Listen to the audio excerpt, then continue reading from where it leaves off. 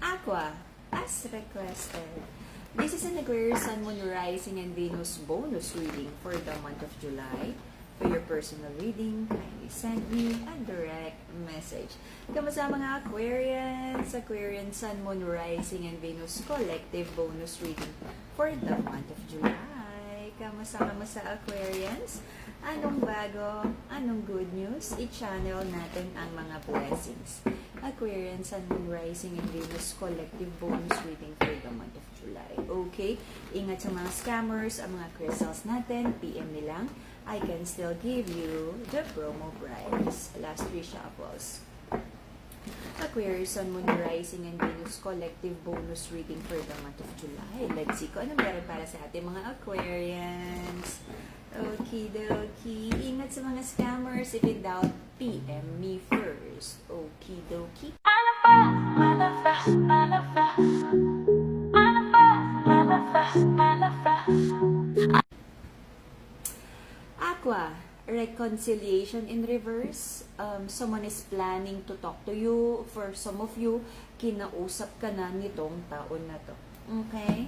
Hindi maganda ang intensyon. Puro na lang sorry, puro na lang another chance, pero hindi naman na nagfo-follow through ang actions and change behavior na kasama dapat ng apology. Maraming pangako, maraming apology, walang nangyayari. Okay? This may involve kasal, pangako sa pag-ibig na magsasama sa hirap at ginhawa. Maraming ipinangakong maganda but I don't feel na natupad. Okay? Most of that pangako parang idinrawing lang sa hangin. Maraming beses na naging on and off ang situation na to, tong love connection na to, and every time binibigyan mo ng chance ang person mo, lagi na lang ikaw, kinu-question mo yung sarili mo na naging tama ba? Okay? Because may tendency ang mga Aquarians na napakahaba ng pasensya na pag ikaw nilambing, okay, sinuyo, kapag hindi ka pa talaga totally nakapag-decide sa relationship, madaling magpatawad. Nakakalimutan mo yung mga nangyaring hindi mo gusto. Okay? But then, pag binigyan mo ng like another chance, etong tao na to, every time na lang, hindi naman niya nababago yung mga pinangako niyang babaguhin or nag-sorry pero hindi naman nagbago. Okay? Nagkaroon ng sadness, disappointment sa connection na to. If may kinoconsider na bata, it feels like parang kinoconsider mo ang mga bata na ang hirap namang maghiwalay, ang hirap namang tapusin ng relationship kasi may mga batang involved.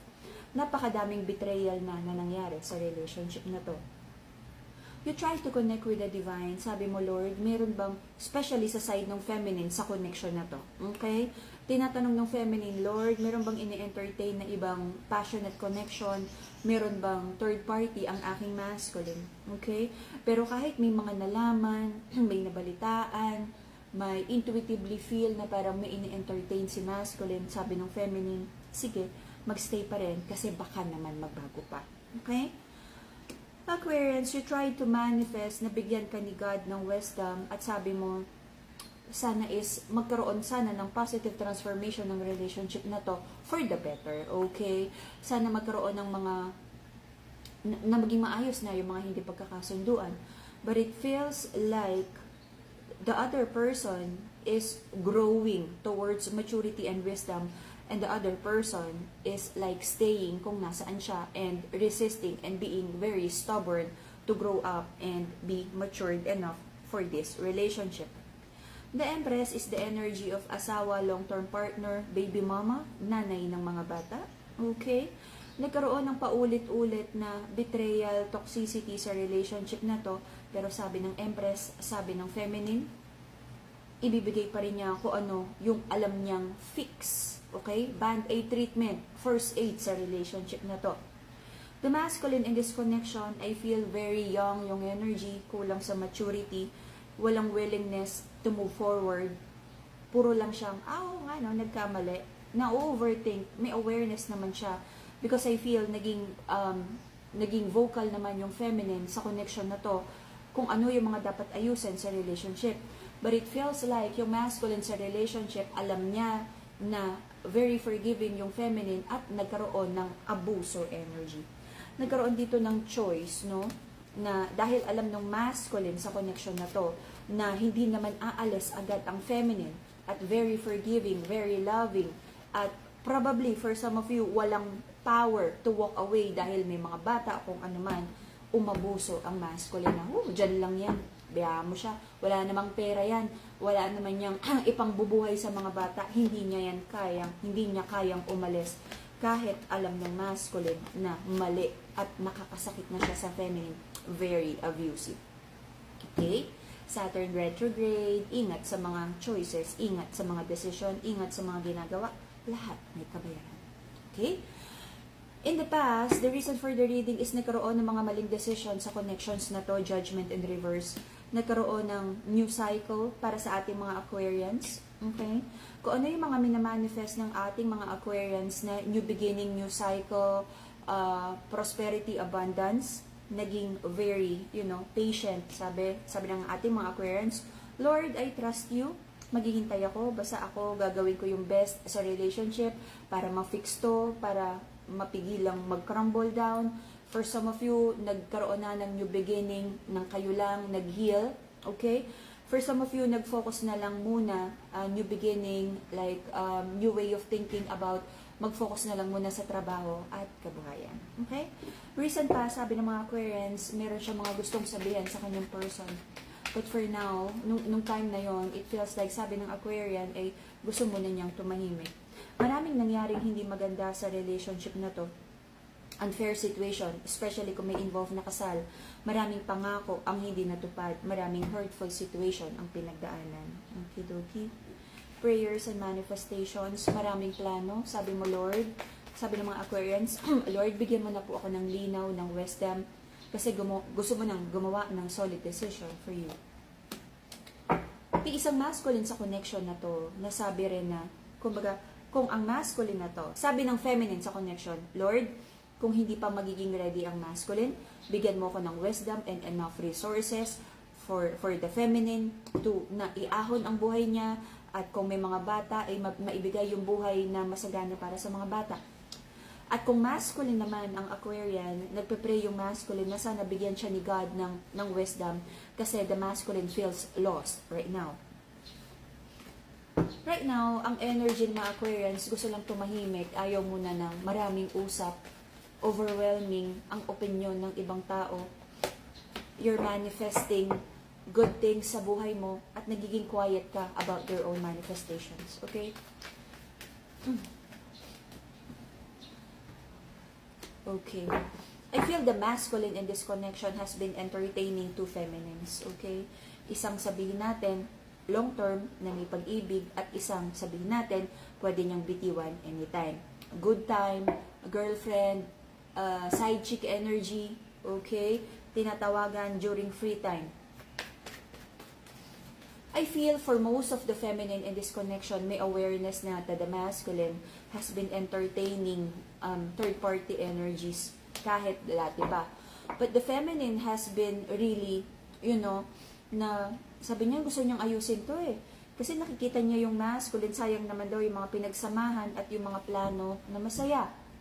But you know what? Official feminine, okay, kasi may third party. The official feminine here, okay, yung binigyan talaga ng pangako. Kumakapit siya kasi sabi niya, gusto pa rin niya yung idea of a happy family. But then, just FYI, etong side chick na to, tong third party na to, I feel umaasa din na maghihiwalay na kayo at bubuo na sila ng husband mo o ng official partner mo ng happy family. At iiwanan na daw tong feminine na nagkaroon ng anak, si masculine sa connection na to. Woo! Ang daming sabit-sabit. Ang masculine dito nai-involve din sa isang babae sa trabaho. Napakaraming involvement here. So, feminine, if you're the official person, mag-isip mabuti. Because I feel this is an addiction. Okidoki. Masculine. Ano to? Pakapogi. Ano? So, may prayers, meron pa ring doubts. Okay? Sabi ng feminine, tama ba na mag-walk away? Sabi din ng masculine, tama ba? Naiwanan na niya ang kanyang baby mama, yung binigyan niya ng unang pangako at mamili na siya. But I feel hindi pa rin nakakapili ang masculine kung sino ang bibitiwan niya. But kung hindi makapili ang masculine, official feminine, kung ikaw yung official person, ikaw ang mag-decide. Okay, until the end of October, meron ako nakikita ditong conflict, drama, pag-aaway, misunderstanding, not really misunderstanding, okay? Because I feel someone would still want to, okay, some of the feminines here, may dugong mandirigma. Gusto daw niyang ipaglaban ang kanyang masculine. Gusto daw niyang ipaglaban ang pagsasama na to, ang pamilya na to, dahil daw may anak sila. Okay? Pero kasi may blockage sa relationship na to because may mga ini-entertain na ibang feminine or third party ang masculine na to. Binibigyan ng masculine ng hope itong mga third party connections na to, kaya asado siopaw naman ang mga babae na to. Okay?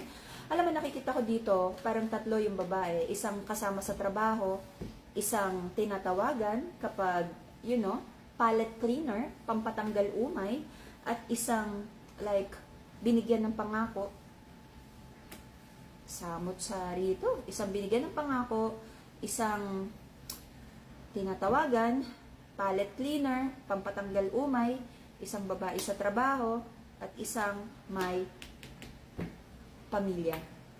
Ang dami nito. Official feminine. Gising-gising. Okay? Masculine. Anong pinagagagawa mo sa connection na to? Okay. Paano nga ba hindi magkakaroon ng gulo, away at competition if nilalagay ng isang person ang multiple energies for these people to compete? Alam mo, kung ako nasa sitwasyon na to, hindi na ako magko-compete. Na parang the moment na confuse ang person mo, bitiwan mo. Kasi no one deserves to be an option. Okay? Sa mga nakaranas nito at nagising na sa katotohanan, alam nyong hindi ito masaya. Alam nyong walang panalo dito. Most of the time, kahit piliin ng masculine yung pamilya at kung sino yung babae na may anak siya, nandyan pa rin yan. Okay? Nandyan pa rin yan. Ang mangyayari niyan, dahil iniisip ng masculine na hindi naman makakaalis ang kanyang baby mama, bibigyan na lang niya ng pangako, masaya, travel, luho, kung ano man. Okay? False promises. Pero nandito pa rin, kita mo, ilan yan. Dami, oh. Okay? Bisyo to. Toxicity. Bisyo. Toxic habits. Addiction. Addiction to validation, sex addiction. Alam mo, pag may sex addiction, nakakatakot kasi basta humihinga, hindi papatawarin nito eh, papatulan nito eh. Alam mo yan. So, kung hindi maka-decide yung masculine, feminine, the ball is in your court. You decide kung gusto mong nasa option card. Okay? Minsan hindi kasi dahilan na may pamilya, may anak, na hindi dahil sumampa kayo sa altar na magsasama kayo sa hirap at ginhawa. Hindi ganun yun. Yung hirap at ginhawa, kapag may dumating na pagsubok, pagtutulungan yung ayusin. Hindi yung pahirap yung isa, di ba? Tapos puro sarap, tapos yung isa nahihirapan, nasasaktan, at nagtitiis just because may anak. Is that fair? Yun ba yung ibig sabihin talaga ni God ng hirap at ginhawa? Mag-isip mabuti. Okay? Bisyo to, addiction. Until the end of October, may nakikita pa rin ako ditong away, kompetensya. At dahil, for most of this feminine, may awareness na may mga ini-entertain at naka-roster, no? MWF, na kanino tong lalaki na to. May competition tuloy dun sa mga insecure feminine. Kung ayaw mong matag na insecure, you have to do what's best for you. There's an energy of insecure feminine here na parang pick me. Magtitiis ako, maghahantay ako hanggang maging ready ka. Nandito lang ako. Kahit alam kong option ako, kahit alam kong pang Thursday group lang ako. Okay? Pinakamahalaga dito kasi self-respect. Pag nawala yung self-respect mo, kahit anong gawin ng lalaki na to, papayag ka na lang because mas mahal mo siya kaysa mas mahal at mas nire-respeto mo yung sarili mo. And for those feminine na natatrap sa energy of kasal, pamilya na hindi kayang buhayin ng mga bata, kaya nagtitiis, unti-unti ibangon yung sarili. Kasi hindi ka makakaalis dito. May mga lalaking abusado na alam niyang hindi mo kayang buhayin ng anak mo, or even hindi mo kayang buhayin ng sarili mo, at alam niyang hindi ka makakaalis. Patuloy niyang gagawin ang mga kalokohan na to. Patuloy kanyang i-abuse, sasaktan. Hanggat hindi mo tinutulungan ng sarili mo, kung sino man tong nakatali sa responsibilidad na to, patuloy kang masasaktan. I'm not saying madali. I'm not saying bukas kaya mo nang umalis. For some people, it takes years, could be a decade, for them to rebuild, for them to really decide na it's really time.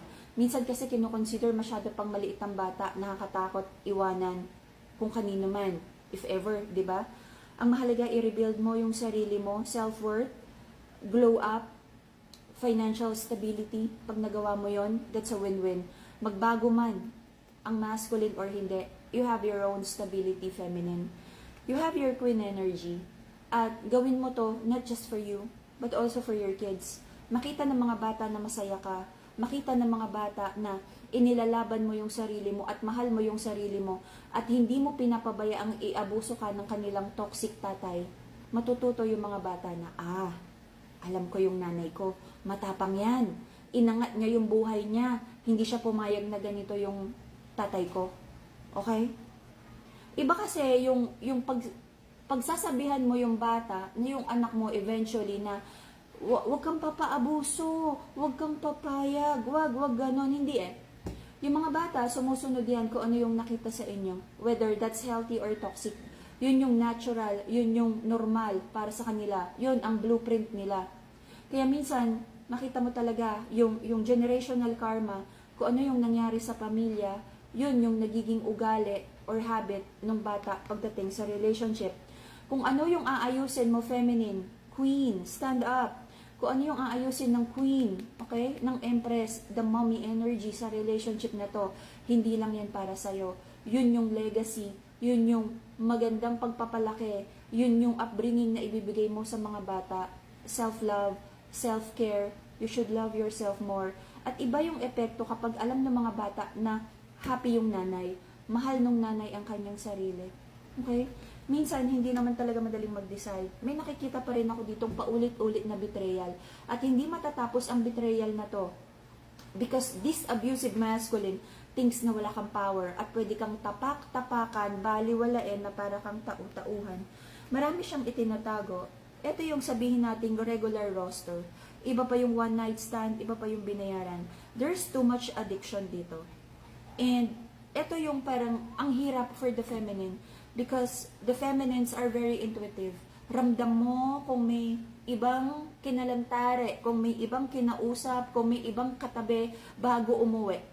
Okay? Amoy na amoy mo kung may pinagkakaabalhan, kung may monkey business tong lalaki na to.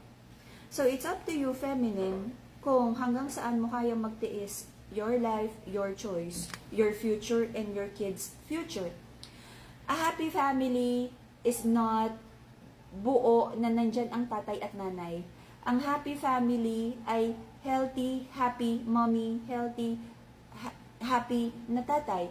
Ngayon, kung imposible yun, at least makita ng mga bata kung paano ayusin ang isang toxic na situation na best na kaya mo. Best solution na available at the moment. Okay? Minsan kasi napakaraming nangyayari na ito lang yung option eh. Na meron ka at the moment. Na magstay muna, na ayusin mo na yung sarili mo, eventually, ano yung next step? Okay? Mag-ipon, makapag-rent, makabili ng apartment, makabili ng bahay, madala mo yung anak mo, magbago man siya or hindi, may bala ka. Hindi yung paulit-ulit kang tinatapakan ng lalaki na to. Okay? Most of the time, hindi nagbabago hanggat hindi sinasampal ng katotohanan. Alam mo, ang destiny natin, 50% binigay naman ng universe, 50% free will. Oo, sabihin natin, this is a strong soul connection. But then, tong soul connection na to, kung ano yung destiny, ay 50% nasa free will pa rin natin. Alright? Feminine, rose quartz for healing of the heart chakra, and emotional wellness. The amethyst crystal for mental clarity and stronger connection with the divine. Brazilian citrine for wealth and happiness. And for protection, Madagascar black tourmaline. Alright, and that would be